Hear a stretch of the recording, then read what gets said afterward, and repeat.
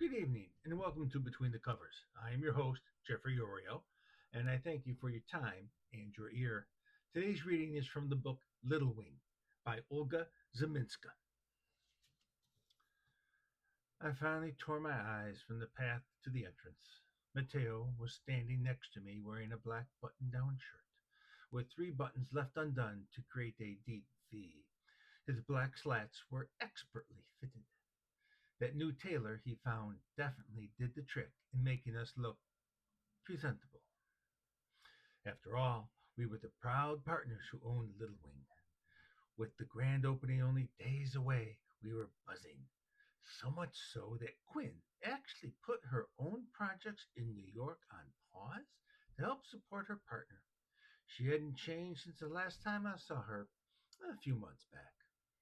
Her copper colored hair was cut into a short, curly bob, and the green dress that she wore, with a plunging neckline, kept most of Matteo's attention. Quinn slithered her hand over Matteo's shoulder and let her lips spread into a smile. Maddie tells me you are expecting a human? No, a vampire who dresses up like a human. Matteo quickly corrected her, planting a quick kiss on her hand at the use of his nickname. That's not right either, I cut in. No, what about the makeup? My brother asked. It was a legitimate question, as I might have left out some details around my last trip to see Lotus at the bookstore. Something changed. Before I could answer, I looked past them to the door that welcomed in another group of people. Among them was the woman who had infected my mind. Her jet black hair was down and draped over her exposed shoulders.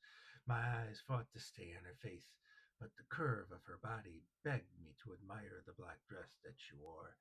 It hugged her body exactly where it needed to be hugged.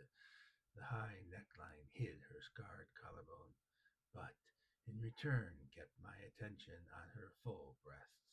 I was a dog, salivating at how little her outfit left to the imagination. I watched her scan the crowd for us. Her expression was stoic, unchanging, until our eyes met, and her demeanor immediately softened. Giving her a quick wave, I patted Matteo on the forearm and stepped outside our small group to meet Lotus halfway into the crowd. When I did approach her, my lips parted into a toothy grin. The dull blue of her eyes was nowhere in sight. She looked at me with ruby eyes so brilliant I couldn't take my eyes off them. Her history was on display just by revealing her eyes' true color. Wow. I chuckled in disbelief. What I was seeing was real. I was right.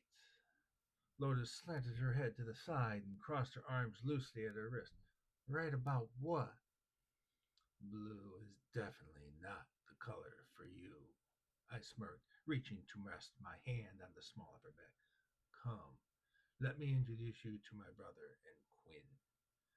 Thank you, and good evening.